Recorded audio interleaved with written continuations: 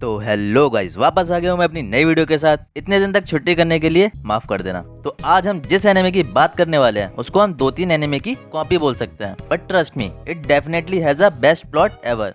तो ये कहानी है एक मैजिकल किंगडम की। उसमें रहते हैं विजर्ड्स और वो जादू भी कर सकते हैं। भाई आपका नॉलेज तो कमाल का। तो हमारे किंगडम का नाम है क्लोवर किंगडम, वही जिसे हम ताश के पत्तों में चिड़ी भी कहते हैं। और इधर सारे काम मैजिक से ही होते हैं, लड़ने से लेके खेती करने तक। और ऐसी मुश्किलों से भरी दुनिया में हमारा मेन कैरेक्टर आस्था को बनाया है मैजिकलेस। ये तो वही बात हो गई गरीबी में आटा गीला। तो हमारे मेन कैरेक्टर का पूरा बचपन कटा है एक चर्च में, क्योंकि जब वो छोटा था तो उसे बचपन में कोई छोड़ जाता है चर्च के बाहर, और उसके साथ छोड़ दिया जाता है एक और लड़की को जो हमारा आस्था का राइवल है, और उसका नाम है यूनो। उसमें भर भर के मैजिक भरा हुआ है। और एक दिन ये दोनों शर्त लगाते हैं कि देखते हैं पहले विजर्ड किंग कौन बनता है। और विजर्ड किंग एक ऐसा बंदा है जो पूरे किंगडम की रक्षा करता है, और पूरा किंगडम उसकी बहुत रिस्पेक्ट भी करता है, क्योंकि ये लोग एक चर्च में रहते थे तो इन लोग को निचले वर्ग के लोगों में गिना जाता था।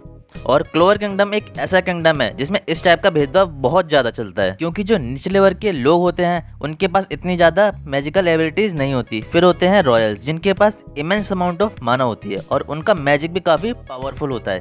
इसलिए इधर इस किंगडम में भेदभाव बहुत ज्यादा चलता है, और इसी भेदभाव को खत्म करने के लिए ये दोनों बनना चाहते हैं विजर्ड किंग। अब विजर्ड किंग कोई हलवा तो है नहीं जो कोई भी बन जाएगा, तो उसके लिए तुम्हें अपनी मैजिकल एबिलिटीज को पूरी तरह अनलॉक करना पड़ेगा। और वो अनलॉक करने के लिए सब बच्चों को 15 साल की एज पूरी करने पर मिलती है ग्रिमोयर, जो कि एक बुक होती है जिसमें स्पेल्स की भरमार होती है। और जैसे कि हैरी पॉटर में मैजिकल वॉन्ड अपना मालिक खुद चुनती है, वैसे ही इसमें ग्रिमोयर भी अपना मालिक खुद ही चुनती है। आस्था और यूनो लेने जाते हैं अपनी grimoire. Then Yuno got his best grimoire ever, क्योंकि जो नॉर्मल ग्रिमोयर होती हैं उनमें होती हैं 3 लीफ, जो कि फेथ, होप और लव को रिप्रेजेंट करती है। मगर जो ग्रिमोयर यूनो को मिली है वो है 4th लीफ ग्रिमोयर, और उसमें 4थी लीफ रिप्रेजेंट करती है लक, और इसीलिए ये बहुत लकी लोगों को मिलती है। मगर हमारे आस्था को कुछ नहीं मिलता, सिर्फ उसकी suffering. Pray for Aastha, 1 like equal to 1 prayer for आस्था।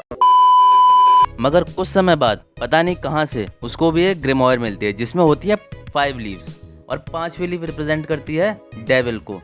तो अब ये डेविल का राज क्या है, और कैसे ये दोनों मैजिक नाइट्स जॉइन करके बनेंगे विजर्ड किंग, और उसके लिए तो आपको सीरीज देखनी पड़ेगी। और इसमें काफी सारे इंटरेस्टिंग कैरेक्टर्स हैं, जिसमें सबसे पहले आती है नोएल सिल्वा, और ये एक रॉयल है। और मैंने आपको ये बात इसलिए बताई क्योंकि ये बात इसने लगभग हर एपिसोड में बताई है। Women.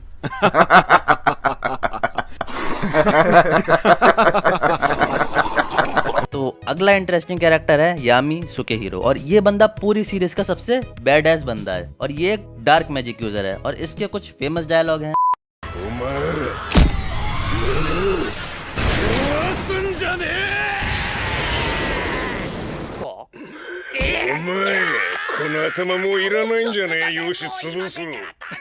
इसमें और भी कई इंटरेस्टिंग कैरेक्टर्स हैं, जैसे कि एक बंदा जो लड़कियों पे लाइन मारता रहता है, एक लड़की जो पूरा टाइम खाती रहती है, एक क्रिमिनल जो अपनी बहन का ही दीवाना है, एक भूत जैसा दिखने वाला आदमी जिसकी कोई सुनता ही नहीं है, और भी कई सारे कैरेक्टर, मतलब नमूने। बाकी अगर हम सीरीज की बात करें तो इस पूरे एनिमे में है 170 एपिसोड, जो कि आपने एक बार स्टार्ट किए तो कब खत्म कर दोगे पता ही नहीं चलेगा, क्योंकि इसमें हर चीज परफेक्ट है। बस शुरू में इसकी आवाज बहुत ज्यादा चुभेगी, पर बाद में उसकी भी आदत हो जाएगी।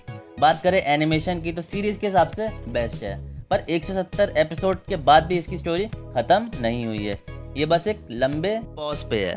और अगले साल इसकी मूवी आ रही है, तो जब तक खत्म करोगे ये सीरीज तब तक मूवी के आसपास पहुंच ही जाओगे। बाकी आपकी श्रद्धा भावना है सीरीज को देखना या ना देखना। तो इसी के साथ हम विदा लेते हैं, और आगे से शायद आपको मेरे साथ एक और बंदे की आवाज़ सुनने को मिलेगी। तो वीडियो अच्छी लगी हो तो लाइक, सब्सक्राइब, शेयर किए बिना मत जाना। तब तक के लिए बाय बाय।